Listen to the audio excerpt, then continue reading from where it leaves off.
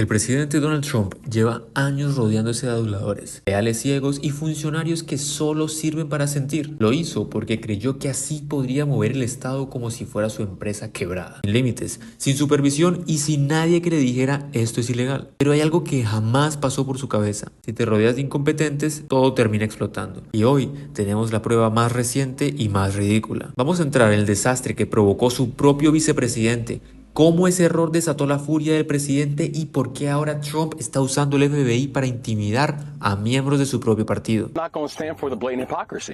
Because, and the point that I was making, when people want to come bring smoke to Maryland, because we're saying that we want fair maps, but you sit on your hands and sit quiet and have nothing to say about Ohio, or have nothing to say about Missouri, or nothing to say about Texas. Literally, you are just parroting Donald Trump's talking points.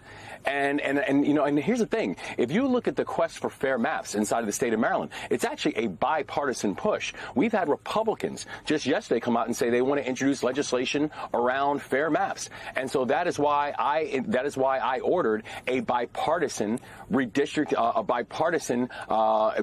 advisory committee that is now going to actually listen to people, because our maps should not be decided in smoke-filled rooms, and definitely should not be decided because Donald Trump wants to call state legislatures and say, I need you to find me additional congressional seats. That's not how democracy should work. So Maryland will go through Maryland's process in a bipartisan fashion, and we will ensure, the work of our commission will ensure, that we will have fair maps come next November. But Governor, the commission is bipartisan, but you have had some opposition from people in your own party.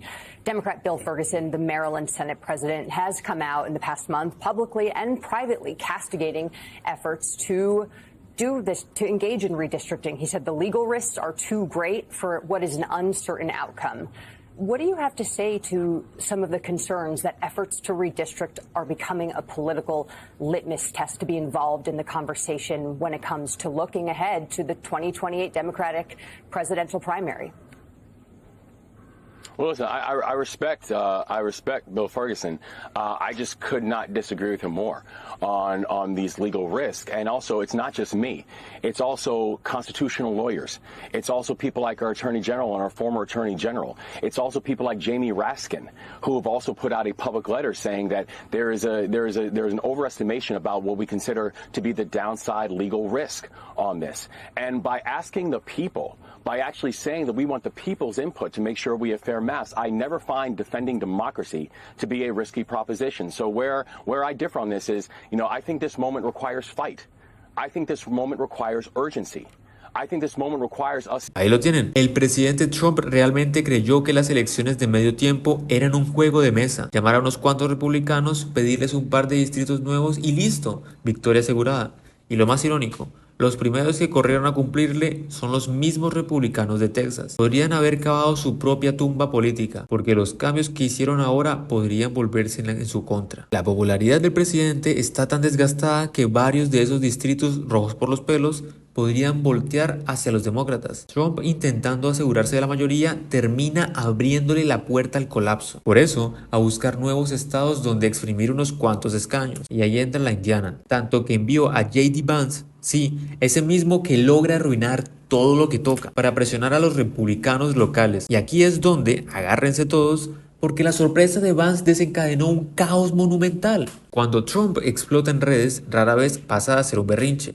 Pero cuando su base interpreta esos berrinches como órdenes divinas, las cosas escalan rápido. Horas después de que el presidente lo acusara de traicionar la nación, un senador estatal terminó con la policía irrumpiendo en su casa por un falso aviso de emergencia. Todo porque Trump no soporta que sus propios aliados rechacen su plan de manipular los mapas electorales. Y mientras el país mira hacia el otro lado, el presidente sigue utilizando el miedo como herramienta de gobierno. Esa es su verdadera palanca de poder, más que cualquier decreto o discurso. Y por si esto no fuera suficiente, viene otro ejemplo que está pasando por debajo del radar: el escándalo de Kristen Knoll en el Departamento de Seguridad Nacional. Sí, la funcionaria más preocupada por disfrazarse para la cámara que por hacer su propio trabajo. Lo de Knoll es una caricatura del poder mal usado. Es la demostración perfecta de cómo esta administración, propaganda primero y el país después, mientras miles de empleados federales estaban sin sueldo, ella estaba en caballo, sombrero de vaquera y cámaras de alta definición pagadas con los impuestos de los estadounidenses. Y detrás de estos shows se esconde un contrato oscuro de más de 140 millones entregado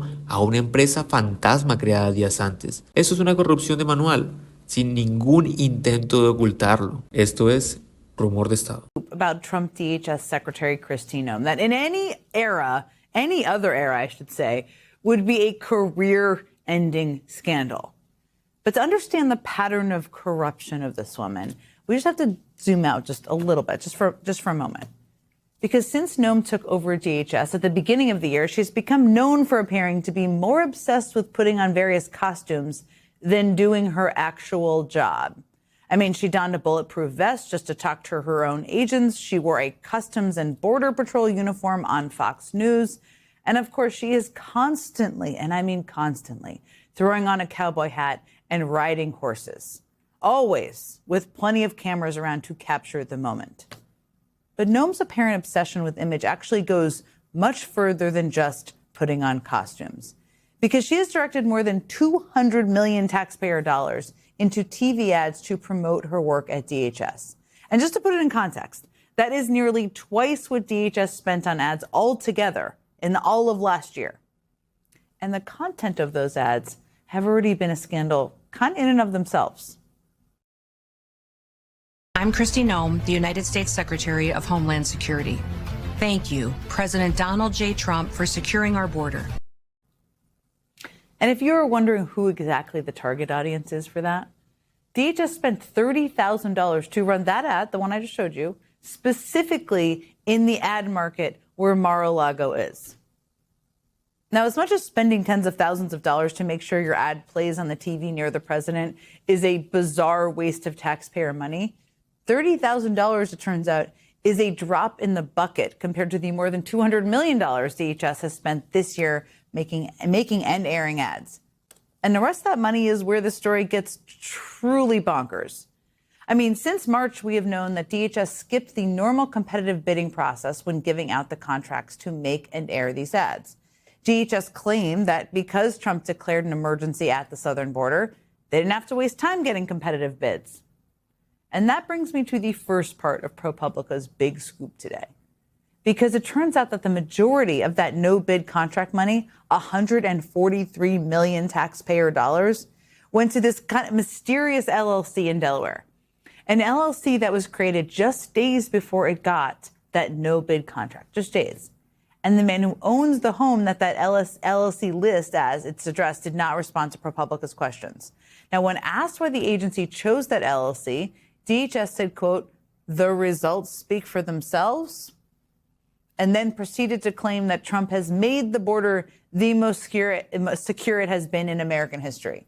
Not exactly answering the question.